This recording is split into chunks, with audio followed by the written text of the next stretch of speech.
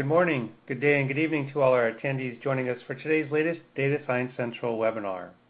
I'd like to start our event off today by thanking Pivotal for sponsoring today's event.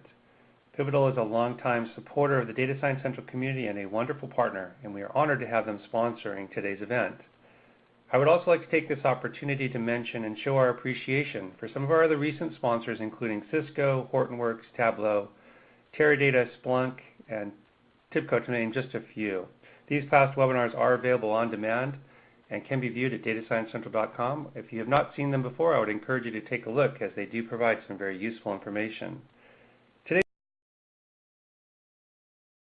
webinar is entitled Data as the New Oil, Producing Value in the Oil and Gas Industry.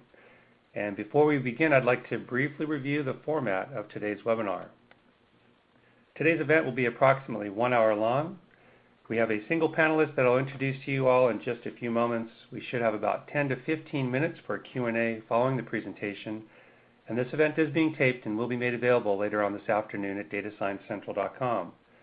I would also like to encourage our attendees to ask questions throughout the presentation. We will be reviewing them and presenting them on your behalf during the Q&A portion of today's event. My name is Tim Madison. I'm one of the co-founders of Data Science Central, and I'll be your host for today's event. I'm very pleased to introduce today's panelist, Rashmi Raghu of Pivotal. Rashmi is a senior data scientist with Pivotal. She has extensive experience in executing complex analytics projects in multiple verticals and is currently a member of the Pivotal Data Labs team with a focus on applications in the energy sector. She holds a PhD in mechanical engineering with a minor in management science and engineering from Stanford University. Her professional interests include mathematical modeling and computational techniques for applications ranging from modeling physical systems to decision analysis. Thanks for being with us this morning, Rashmi. We're looking forward to your presentation. In today's, oil and gas exploration and production activities generate large amounts of data from sensors, logistics, business operations, and more. Given the data volume, variety, and velocity, gaining actionable and relevant insight from this data is challenging. In today's webinar, we will dive deep into the approaches for predicting drilling equipment function and failure, a key step towards zero unplanned downtime. We will highlight how big data technologies were utilized to build data drilling function and failure models from sensor and operational data. So with that, Rashmi, I'm going to turn it over to you, and you can begin your presentation as soon as you're ready to go. Thank you, Tim. It's very nice to be here. Thanks to Data Science Central for helping organize this webinar. I hope everybody who joined will gain some value from this talk. So as Tim mentioned, I'll be talking about data as the new oil, producing value for the oil and gas industry. We all know that oil and gas exploration and production activities, the upstream side, generate large amounts of data from sensors, logistics, business operations, and more. Think about, the seismic surveys and drilling operations and so on. And now the rise of cost-effective data collection, storage, and computing devices is giving an established industry a new boost with this big data era. Producing value, though, from this big data is a challenge and an opportunity in the industry. And the promise of data as the new oil is really realized when we can tap into its value in a meaningful, cross-functional way to enhance decision-making, which is really where the value lies, which provides the competitive advantage, if you will. To highlight some of the challenges and the opportunities that we have in this particular industry and with the advent of the big data era, currently in the industry, data collection and curation practices are mostly in silos.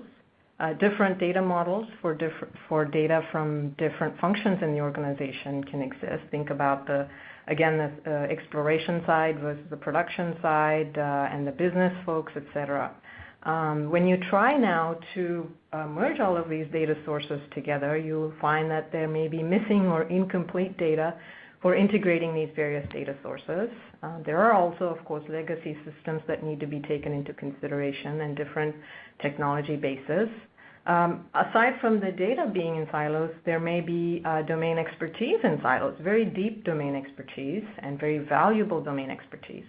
But in order to leverage both the data and the expertise in this integrated way, we need people with the ability to work across domains to extract full value from this new oil, all of this varied and large data sources.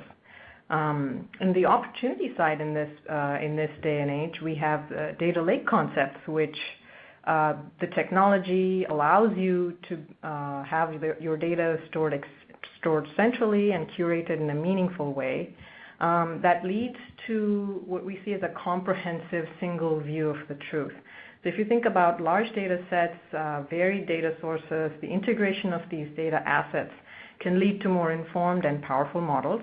And many first-of-its-kind models sort of become possible for the business, right? So not only might you be able to augment existing models with new data sources, but also build models that you couldn't do before because things were in silos. These models can enhance decision-making by providing better predictions for different aspects of your business. So real-time application of all of these predictive models can also speed up responses to events, and that's just the low-hanging fruit of what you might be able to do with real-time data. Some significant use cases I've listed here.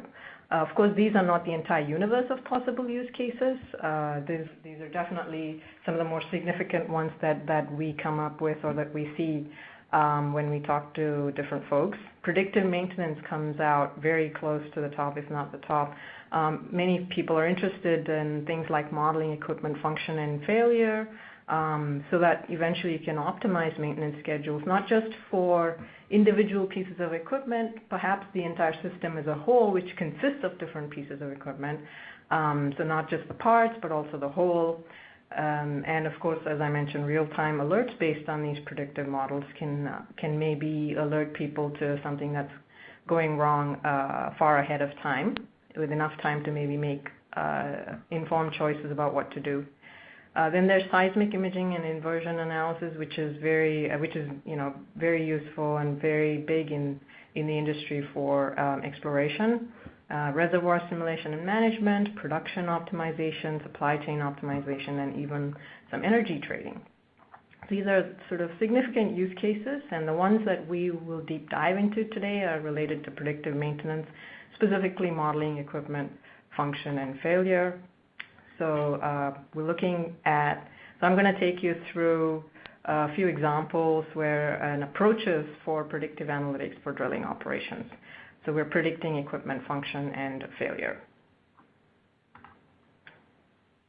The goal here is really to increase the efficiency of your operation and to reduce costs.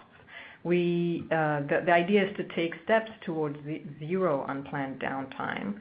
And if we can predict equipment function for maintenance purposes, that'll be very useful, one step closer to zero unplanned downtime, right? So planned downtime would be when you want to do some maintenance on a piece of equipment or replace it, etc. And if you want to know ahead of time that there are issues happening, these models are a good way to do that. They help you provide early warning systems for equipment failure and eventually perhaps even help you optimize parameters for drilling operations. In a complementary way, you can use some of these models to improve health, safety, and environmental risks as well. The common data sources that are useful in these endeavors is that there's a lot of sensor data now from surface and downhole sensors, measurement while drilling systems, SCADA data, etc. There's also drill operator data, so a lot of expertise from the drill operators captured at the site itself. There are comments, activity logs, incident reports, and so on, and more. So here we're just going to focus a little bit on the sensor and the operator data as opposed to going into the full universe of data sources. The problem at hand that we'll deep dive into is to be able to predict drilling equipment function and failure, to take a step towards early warning systems and zero unplanned downtime. The motivation here is that drilling wells and the equipment failure or lack of optimal function during the process of drilling are expensive. For instance, there's one report that said specifically drilling motor damage could account for a lot of rig non-productive time, and that's something that people don't want, and can cost hundreds of thousands of dollars per incident. The goal here with predicting equipment function and failure is that when you can do that, it enables, eventually then it'll down the line enable optimization of parameters for efficient drilling, reducing non-productive time, that's a more immediate thing, and reducing failures and therefore cost, et cetera, down the road. And also provide insights into prominent features that impact operation and failure, which in itself will also lead into helping you optimize parameters for efficient drilling. Before I get into too much of the actual example, I just wanted to take you through, well, how might you approach a problem like this? So at Pivotal, we have this philosophy of being iterative about our model building and having this notion of the eightfold path of data science. So the phase one of what you might do is, problem formulation, making sure that you formulate the problem correctly and that it's relevant to the goals and the plan of, your stakeholders. This is not something that you would do in a vacuum. Any model that you build, should have value and be usable. Therefore, we need to have buy-in from our stakeholders. The second phase, once you have that, is to look at all the data sources, collect them, collate them, and build the right feature set, making full use of the volume, velocity, and variety of all of the data. Once you've collected and created the feature set, you then proceed to modeling, where you move from answering sort of what, where, and when to answering why and what if. So why is something happening? What is not just looking at historical trends, but being able to predict out into the future what might happen and acting on that. So acting on that, that's the application phase, where you were creating a framework for integrating the model with decision-making processes and taking action. In this case, using sensor and operator data, the whole Internet of Things concept. The four differentiating factors in this iterative cycle of formulating a problem to going to an application and then going through the cycle again, there are four differentiating factors. One is to be able to select the right technology, select the right platform, and the right set of tools for solving the problem at hand.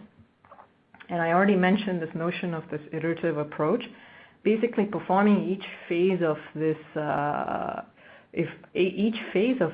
cycle in sort of an iterative and agile manner, teaming up with domain experts and subject matter experts as needed, and taking the opportunity to innovate at every phase. That's the whole creativity piece, not just sort of regurgitating what might have worked somewhere else, but really thinking through the problem and developing a solution for the problem at hand.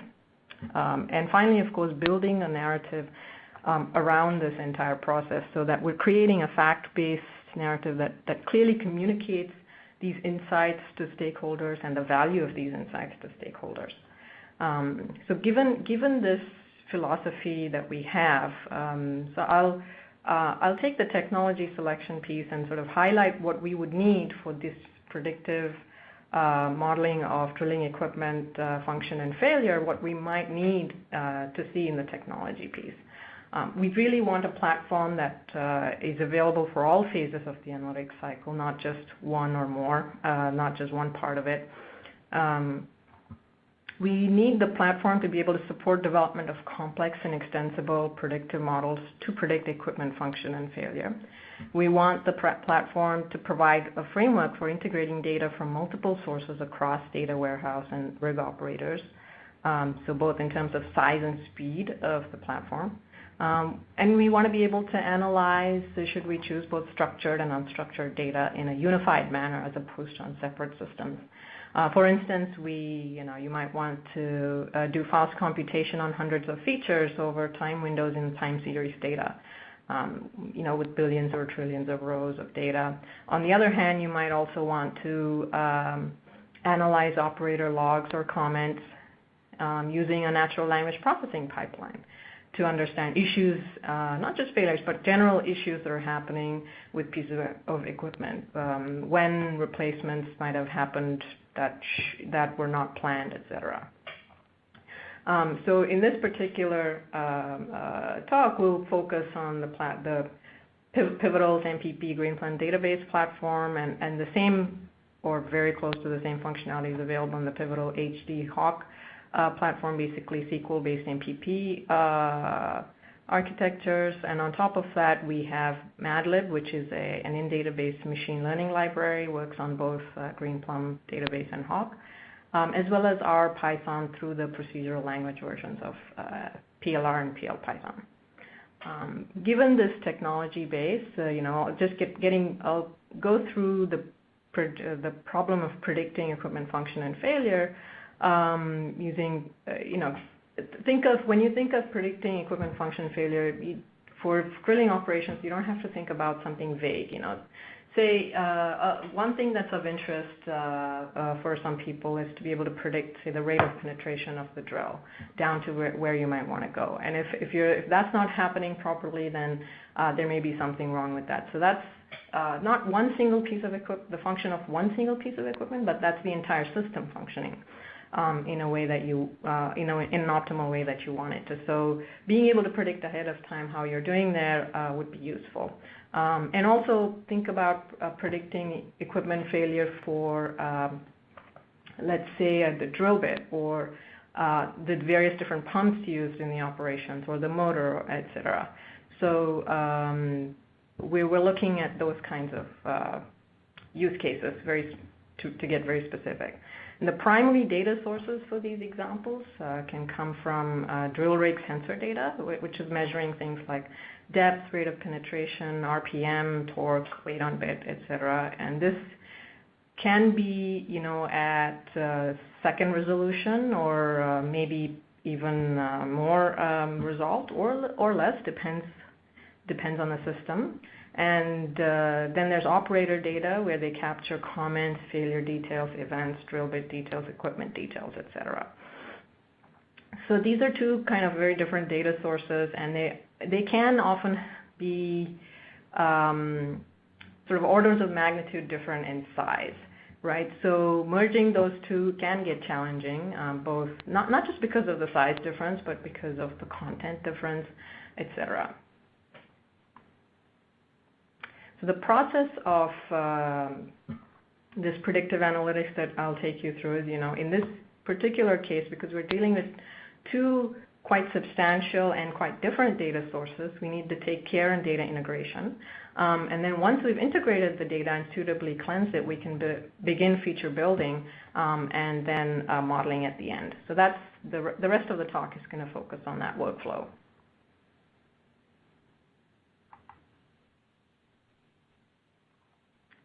To take you through a little bit about the comprehensive data integration framework, we really need this framework to function at scale.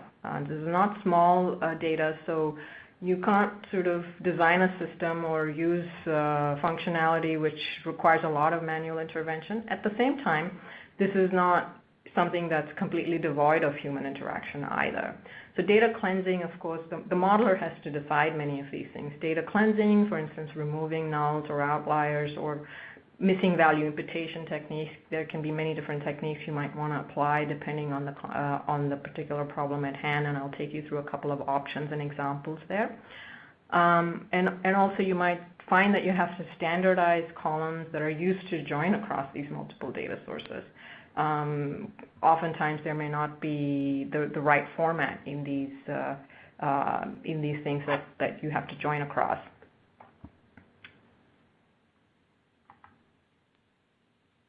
So some of the challenges in data integration at this scale is that data sources, as I just mentioned, might not use consistent entries in features or columns that link them. That's what I would refer to as join columns. For instance, well names might not have the same format in all of these different data sources, and other kind of descriptions of, say, equipment details, equipment names might not be the same, etc. Oftentimes, operator data some of it might be manually entered, and those kinds of data entry, that kind of data is prone to entry errors as well. You've experienced this yourself when typing. You might hit several keys. Keystrokes might not appear because it wasn't hit in the correct way, so you'll end up with missing characters or digits, etc. There can also be invalid values in sensor measurements, and invalid values could actually mean something, right? They could be placeholders for sensor malfunction, or they could just be, there was non-productive time and they weren't really generating any meaningful data, so the system went and substituted some invalid values there. And the duration of these values can range from, one-off occurrences to maybe several hours, maybe more, depending on what was going on. So in some cases, all of these dealing with some of these data integration challenges and data cleansing challenges does require knowing the process by which the data was collected. So it's not somebody doing this analysis in a black box. So maybe if we know that this is, if we see invalid values, maybe we check back and say, hey, was there a sensor malfunction during this time, etc. So it might affect how we deal with the data at hand. A little bit of detail on what you might see with, for instance, the standardization problem of joint column entries across data sources. Problem, as I just mentioned, is that they may not use consistent entries. A couple of examples here on what you might see in one data source versus another. You have dashes in some place, maybe you have plurals, a missing letter, like in the grandfather clock example, etc. So there are different ways to resolve this, and depending on the extent of the differences, one idea is to derive a canonical representation for the columns, right? You could use regular expression transformations if it's a text column like this. That can get tedious if there are very many different, if the differences are quite significant, and there's, let's say, different categories of errors, right? So another one that is that you might consider slightly more automated would be, using a string edit distance computation. So comparing these strings mathematically, and potentially using closest distance matches or more. Of course, in all of this, there is still some need for manual correction, manual intervention, perhaps. But the whole idea is to minimize that as much as possible. And then eventually, once you resolve these differences, you can include the standardized entries in each table, making any future joins very, very simple and straightforward. Another challenge, as I mentioned, is that manually entered data is prone to operator entry errors. You may hit several keys, keystrokes might not appear. I've shown one example here where clearly, somebody might have meant to type a depth of 14,068, but then they've typed in something else, an extra zero. So the resolution is, one, obviously the low-hanging easy resolution is just ignore that row. But if you throw away too much data, then you don't have enough to go on. And so you might want to consider things like replacing the value with interpolated result or some more sophisticated statistical imputation techniques. So these are just a handful of examples and resolution options for these different data integration challenges. Once you're sort of done integrating and having a unified data set that is easy to work off of, a meaningful data set to work off of, we do really want to understand the correlations in the data. Now we have big data, so it needs to be done at scale. We need the ability to have summary statistics and correlations between variables at scale. think about computing correlations for thousands and thousands of variable combinations, right? So in this case, we leverage things like MATLAB's parallel implementation of the summary function and Pearson's correlation. By summary function, I mean like summary descriptive statistics, everything from quantiles, average, standard deviation, etc. If you know R's summary function, then you know what I'm talking about. Essentially, it's all of the main descriptive statistics that you would want to get a really good handle on the data.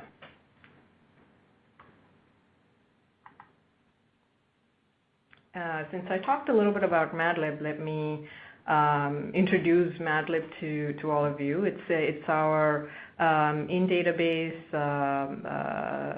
big data machine learning tool in SQL, and it works on both our Pivotal Greenplum database and Hawk, which is our SQL engine on top of Hadoop.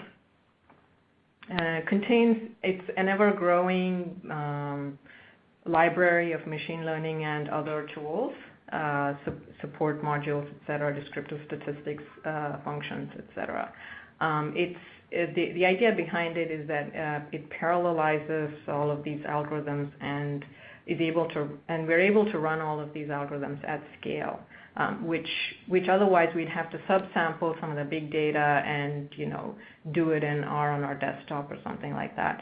And by having access to MATLAB and by being able to use it, we significantly cut down on some of our modeling time, because if you understand the data science process, it's not a single model built once and we're done. So it requires a lot of that phase, the modeling phase, also requires a lot of iteration within itself, because the models have parameters that might need to be tuned. You might want to do cross-validation with the models, etc. So that requires running the models multiple times in order to build them. And having a very fast library of functions is essential for dealing with models built on big data.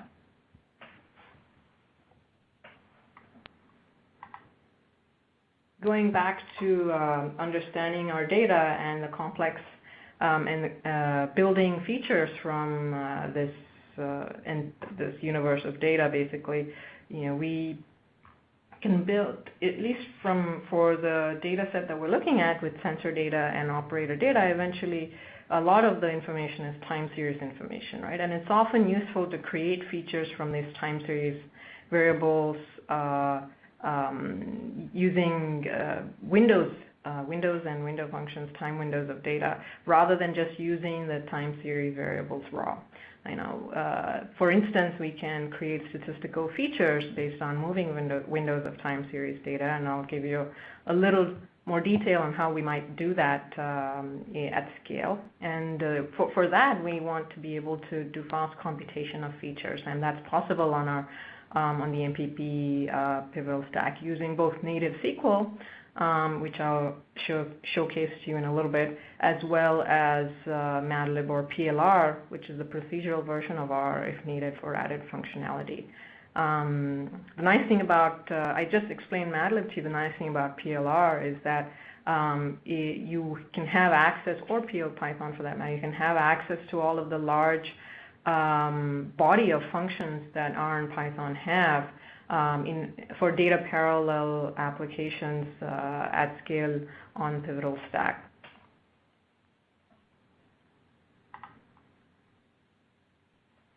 So given our example with operator and drill rig sensor data, as I mentioned, operator data has drill bit details, component details, failure events, etc.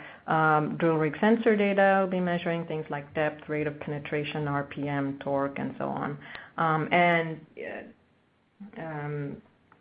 Collectively, we might want to, like I said, featureize these based on time windows of data. And for example features on each time window might be things like mean, so you're looking at moving averages, or the median, or standard deviation, any measure of variability that you might think of to build a final set of features on these time windows.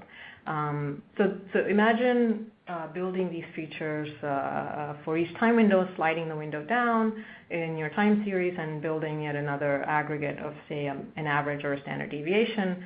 That can be computationally intensive, but it's also easily parallelizable and something that we can take real advantage of in our stack. We leverage GPDB and Hawk or and MATLAB and PLR if needed for computation of hundreds of features in parallel on these time windows at scale. And a few examples of working with time series data.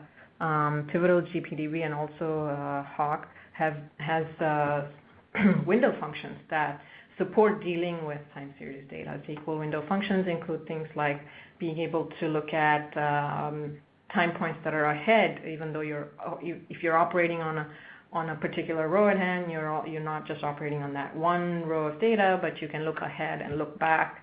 You can create custom windows in SQL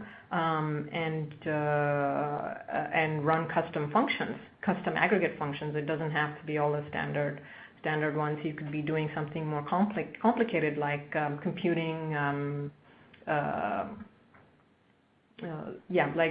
computing, say, some sort of energy or some sort of information theory metric, etc. There are a lot more details on how to do this within SQL in Pivotal's time series analysis blogs. I've shown the link here, so you can see some code for running accumulations, rolling averages, simple pattern detection, or complex ones if you want to provide your own user-defined functions. Gap filling and interpolation, mapping intervals. What time slice does a particular observation fall into, and that's very useful when you're trying to divide up your time series into buckets. And maybe you want to not analyze at the millisecond resolution, maybe you want to analyze at the hour level, and so you want to bucket them into those hour levels. Aggregations you can do by time slice or by custom window definitions, and you can have standard aggregations or more complicated aggregations. So once you have built the features of choice, we then proceed basically to the modeling step. And there are different options for modeling in each of these cases. If you're predicting functions, say you're predicting rate of penetration, you have the standard simple linear regression. If you want to try that, sometimes we tend to discount some of the simpler models, saying, "Oh, it's too simple." But you might be surprised how, if with the right features or with the right use of these models, you can actually get something good. The idea is to use the simplest possible model for the problem at hand, right? So we would try these, and then if it doesn't work, then you proceed to choosing different options. If you're interested in predicting equipment failure, say the probability of failure in the next X hours or days, you would use something like classification, like logistic regression, etc. I've listed a bunch of different options here. If you're interested for equipment failure in predicting, say, the remaining life of the equipment or the risk of the equipment failing at any given time point, the Cox model, the Cox proportional hazards model is a good choice because it has some of the time element already built in, whereas the other models are more functioning at the at the window level, right? So the one model that you see commonly highlighted in both these sections is the ElasticNet regularized regression model. It has a similar it fits both problem statements. In the case of predicting rate of penetration, you might think of using the Gaussian or the linear regression, the family for the ElasticNet, and in the case of predicting failure, you'd use the binomial or the logistic regression family of end of ElasticNet regularized regression. Essentially, this model is easy to interpret, score, and to operationalize. So it's a good model to try, right, to see if it provides good results rather than moving to something more complicated right away. So it provides also in the case of the failure prediction case, it also provides the probability of failure in the next time window of choice.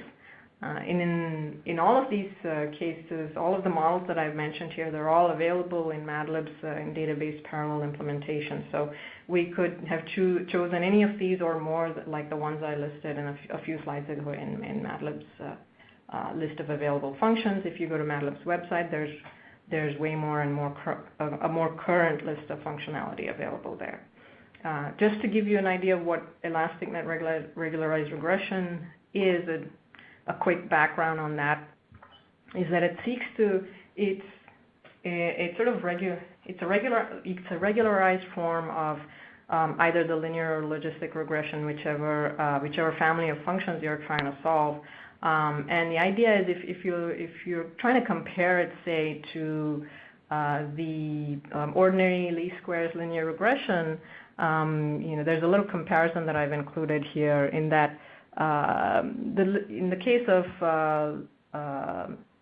sort of naive or vanilla linear regression, you don't really have the ability. You need to have more recursive predictors. You don't have the ability to select out important features. The algorithm doesn't select out important features automatically. That's something you'd have to do manually with iterations in the modeling. Whereas ElasticNet allows you the ability. There's less limitation on, say, the recurs versus predictors. It's better at handling any kind of multicollinearity that's already in the data, and provides some level of automated feature selection, which can be very, very useful. So in that sense, it's a very handy model to try.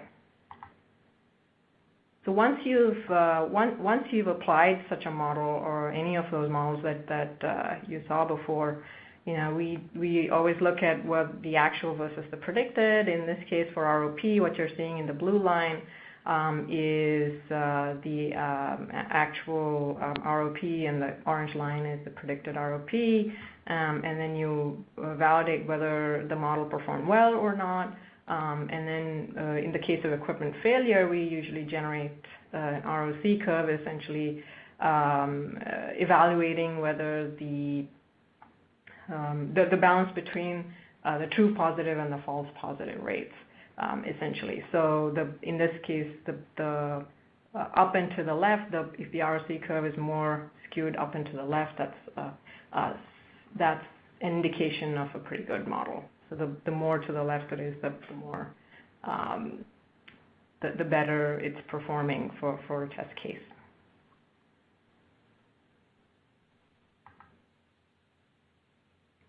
So I've I think thrown a lot of information at everybody, and I just wanted to summarize the platform and the technology, at least that we used in these different cases, and that we could leverage.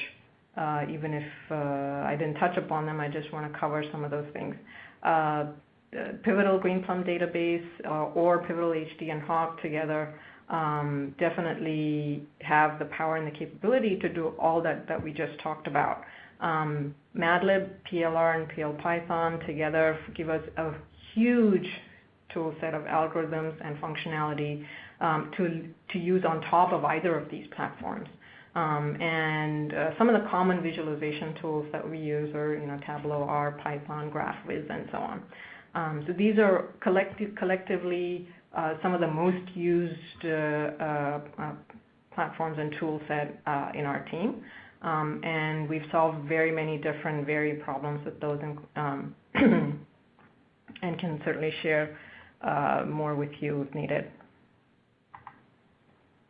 To round out the talk, I'll say that in order to take one step closer to zero unplanned downtime, what we can do with this big data technology is provide the ability to fully utilize big data, the volume, the variety, and the velocity. And that's the velocity piece we didn't talk about much at the moment, but Pivotal does have the Gemfire products, et cetera, that can handle the real-time nature of some of the events. And we can, the platform and the data science tools on top of it can provide a comprehensive data integration framework for integration of data from multiple complex sources, And the advantage of going through this process is that we can help both businesses and even they can help themselves learn and implement best practices for data governance policy. We think of ourselves as going on this journey with our customers on helping them formulate a data governance policy, evaluate data capture techniques, flow and curation, and provide the platform and tool set for the data fabric that is highly functional. We can help build and operationalize complex and extensible predictive models, as well as use this technology to improve efficiency, reduce costs, and risks. The idea is that you would gain competitive advantage by leveraging the full big data analytics pipeline as opposed to just different pieces of it. So with that, I'd say this is the end of my talk, and I'll hand it back to Tim. Great. Thanks so much, Rashmi. It's a great presentation, and yes, lots of information. We have a lot of questions coming in, so I'm going to jump right in. The first question is, can you define real-time data in terms of, do you mean in stream data only, or are you including persistent real-time data?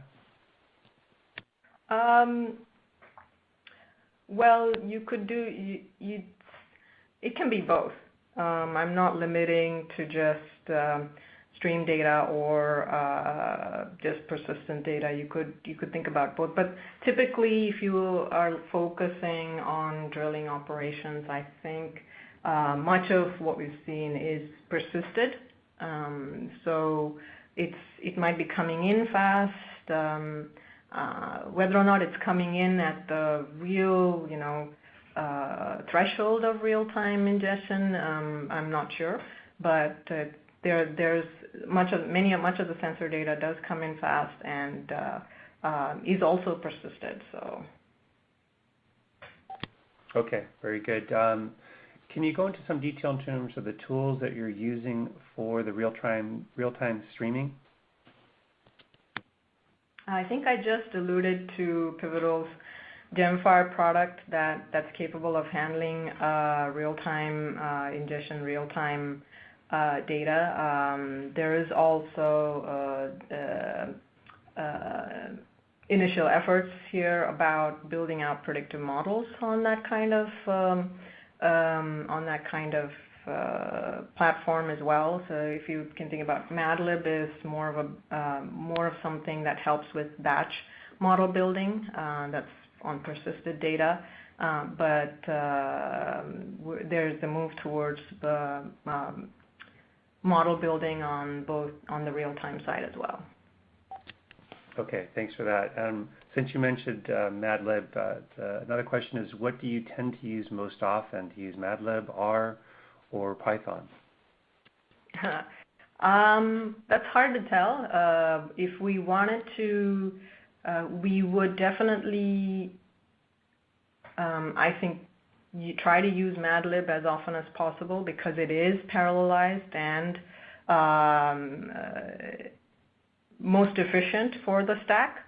But that doesn't mean that it doesn't have the full coverage that R or Python might have, and many times we use the libraries that are available in R and Python as well.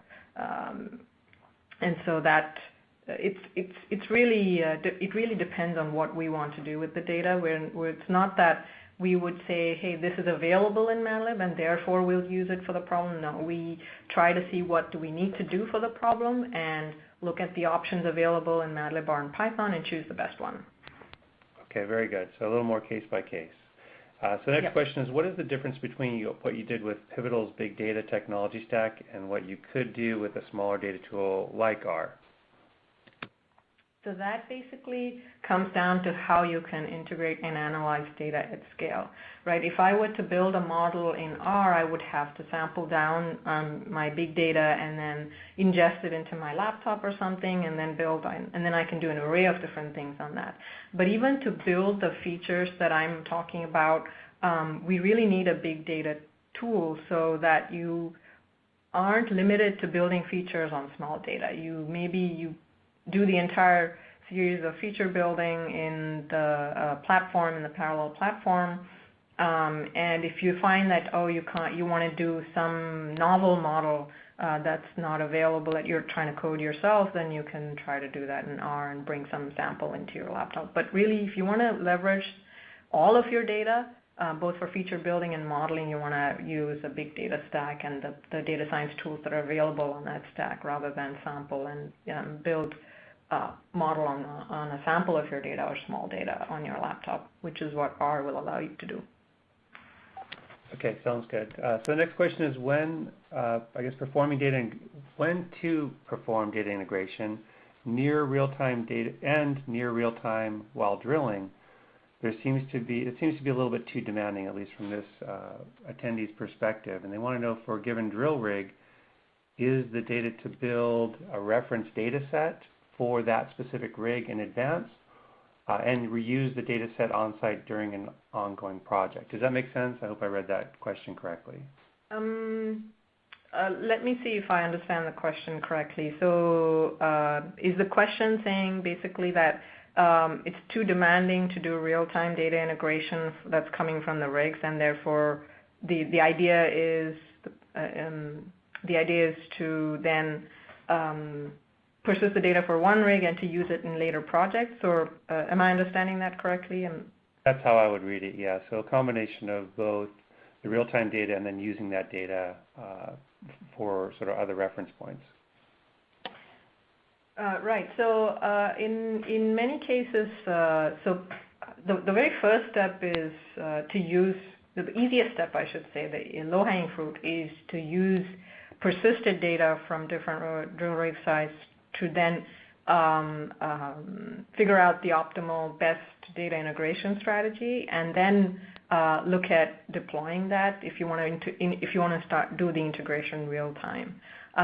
But oftentimes it's not necessary to have the full and most comprehensive possible data integration strategy and push it to real-time integration. You might only need portions of that strategy deployed at the rig, depending on what you want to do with it. But usually, once you have the data for each rig, or the model for your predictive maintenance or function, predicting failure, for instance, then you push both the feature building and the model scoring only to the rig site. You don't need to do the entire stack and push it completely to the rig site. So there are some very intelligent things you can do in the meantime, and depending on what compute power and compute infrastructure is available at each drill rig. That'll definitely should be taken into account when you're trying to operationalize. Okay, very, very thoughtful response. This next question, I think, kind of dovetails together. What kind of model lift are you seeing for these applications, and how far in advance are you able to predict failure? So those are very specific questions, and I can't answer that with regards to very specific models for obvious reasons. So we're seeing some really good model accuracies for predicting failure. But then again, you've got to remember that this might be very new for the companies at hand, right? So the idea is not just to sit back and deploy, or rather build a model and sit back, but to have you have to wait a little while before they can deploy it at the rig site and then see how it's actually performing in real life. It's one thing to say we're seeing an accuracy of X% on the test data set that we might have used. It's quite another to then have a report back from the actual rig site that said, hey, this is what we found the model efficacy to be. So that's something that we are still in the process of gathering, and we don't have concrete numbers for that. Okay, very good. So next question is, can you go into some detail in terms of the key points that need to be considered when doing predictive analytics for any operation, in this case, like drilling operation? Wow, yeah, that's quite a big question, actually. So Let me see if I can break it down. The key question, the key points are very much related to the analytics phases that I mentioned in one of the previous slides. Maybe I'll go back to that. If we start from this philosophy, then what to focus on starts to become clearer and clearer. I mean, the first thing in any kind of operation, whether it's in any kind of endeavor to model these things or be able to predict failure, et cetera, is to have the right stakeholders, to have the right problem formulation. So I think at that stage, you can also evaluate the data sources that you have and maybe a little bit of curation on what the quality of those data sources might be. So if you're particularly interested in operations, you would look at, okay, what kind of sensor data do I have? How much do I have? Are they all coming in at the same time resolution? What system am I currently using to collate them? Is there some built-in mechanism that system is using to impute missing values or to introduce some value where there was sensor malfunction? How can I sort of get a good picture of all of what I already have before figuring out what's missing and therefore working on those? And then of course you want to be able to see, well, can I even integrate across these data sources? If I have different sensor systems, are we able to get a unified view of the data? So those kinds of things are very important. And if we can't get to the data, place them in a central location, be able to correlate and collate them, and understand the processes by which they were collected, it's hard to do anything beyond that. So I think the foundation of both the platform, the integration step, the data sources that you have, what might be missing, the domain expertise that might be missing in order to integrate the data, all of those things would be, I would say, the foundational step for analyzing, for building a good sort of data-driven operations unit. Okay, very good. That is a loaded question there, so you did a very good job there. Next question is, how do you visualize the data that you're using? And I saw you had Tableau in one of the slides, so I'm assuming that's one of the tools you use. Are there others? And I don't know that you had an example of what the data looks like for the end user, but our attendee is curious about that, I guess. So you might point them to a reference. Sure. So, yeah, I mean, Tableau, R, Python, etc. are common tools, or all the visualization libraries available in R and Python are common tools that we use. We also see in our customers use a lot of the Spotfire and things like that as well. But the bulk of what you might consider, the bulk of the data that I talked about today from a volume perspective and from a velocity perspective is the time series data, and it often looks a little bit like what I showed you on the left-hand figure here, but this is a more sanitized version of it. So you see what you might expect in sensor data, which is a lot of high-frequency oscillations about maybe some set points, or in the case of depth, you might see a certain monotonically increasing depth, and then suddenly there's nothing because they stop drilling, etc. So there's different ways that the sensor data looks depending on the quantity that's being measured. And operator data is often, it can be textual, it can be, even if it's numeric data, it might be much less frequent, so much less frequent from a time perspective. So that presents a challenge. But from a visualization point of view, for time series, any of the tools that I mentioned before, Tableau, Spotfire, R, Python can be used, and same for the operator data as well. Okay, thank you. Next question is, when models are built in MATLAB, R, or Python, how do you deploy those models to software products that are built in Java, C++, etc.? Good question. So these models, in MATLAB in particular, has an export functionality to PMML, which is a predictive modeling markup language, and should be able to find a way to ingest that into these other platforms quite easily. Keep in mind, you don't just want to export the model scoring or the model building part. You also have the feature building part. Depending on how complicated that is, that might end up being slightly more challenging. But there are ways to port that, depending on a case-by-case basis. Okay, thank you. Let's see. So another question is, obviously this presentation is specific to oil and gas, but the question from the viewer is, are there other uses for the same modeling that are more specific to perhaps power plants, manufacturing, things of that nature? Yeah, these are definitely, from a workflow point of view, these are definitely extensible to these other operations, manufacturing, power plants, etc. That's definitely like the general workflow of how you might deal with time series sensor data and other data and logs, etc.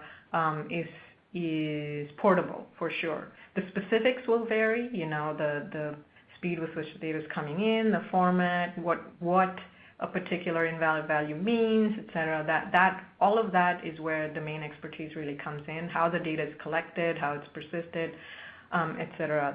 That's where some of the other domain-specific things will come in. What the quantities are, for instance, would definitely depend on the domain in question. But the ideas behind this and the approaches behind this are certainly portable. Okay, we have a perfect next question, which is, as you mentioned, sort of domain expertise. What is the criteria, do you think, for data scientists going into the oil and gas industry? Is a geological background important, or what are your thoughts in that area? Good question. I think because the use cases are so varied and many and diverse as well, and as well as the domains, we at least in our team have a wide variety of people with a wide variety of backgrounds. I have a mechanical engineering background, but other people have statistics and machine learning backgrounds, etc. So I would say having a team of complementary individuals is much more powerful than any one person having some absolutely necessary skill set. Because you definitely, if you're dealing with the seismic data, having a geophysics background would help very much. Which we have on our team, actually. My boss has a geophysics background. And then on the other hand, we have people who are high-level experts in statistics and machine learning, and we can merge those two skills and have a much more powerful look at the ability to handle many more things. So I would say, rather than have one person having a little bit of everything, to have a team where you have experts in many things, including geophysics, sensor data, Internet of Things, machine learning on top of that, and some level of business and systems knowledge as well, would be very helpful. It makes sense to have a well-rounded team for sure. So the next question is, oil companies have upstream and downstream sides. Is big data and data science being used for the downstreams, or otherwise the refinery side of things? We have certainly had some refinery experience as well.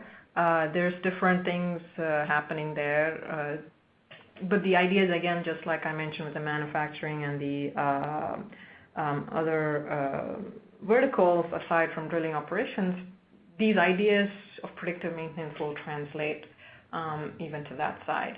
The specifics will be quite different. There are certain things like optimization of maybe like the product mixes that the refinery is generating. Those kinds of things might not come into play in the upstream side. Then there may be the retail side that the downstream folks deal with, which isn't really a big player in the upstream side. So slightly different domains will come into play, but definitely data science and big data analytics has a huge role there. Okay. Unfortunately, that's going to have to be the last question. So thank you for the audience. A lot of questions came in, very thoughtful questions. Rashmi did a great job fielding them. Rest assured, everybody that has asked a question, that I'm going to be sending all of these to Rashmi and to Pivotal, so you will get a response back. And again, please, if you haven't done so already, feel free to take down her contact information and you can contact her following today's webinar. I have just a few quick announcements to make. To please mark your calendars for February 3rd and our next Data Science Central webinar, which is Avoiding Data Pitfalls, Gaps Between Data and Reality, which is sponsored by Pivotal. I'm sorry, I beg your pardon, sponsored by Tableau Software. Also, as I mentioned, this event is being taped and will be made available later on this afternoon at datasciencecentral.com. There's a webinar tab at the top of the page, and you can check it out later on today if you'd like to do so. This brings our webinar to a close. I'd like to thank Pivotal again for sponsoring today's event. Thank you to our audience for some great questions, and Rashmi for her insight into today's topic. It's been a pleasure being the host for today's webinar, and I look forward to seeing you all again on February 3rd. Good day.